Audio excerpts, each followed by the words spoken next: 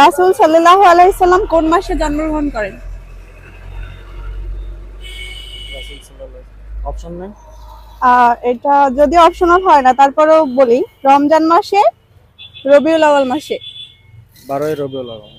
মাশাআল্লাহ, এতটি সঠিক হয়েছে। রোজাদাররা কোন দরজা দিয়ে জান্নাতে প্রবেশ করবে? রায়্যান দরজা। মাশাআল্লাহ, এতটিও সঠিক হয়েছে।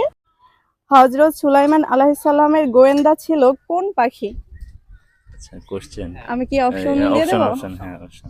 আচ্ছা ঠিক আছে। হ্যাঁ, আবাবিল পাখি না হুদহুদ পাখি?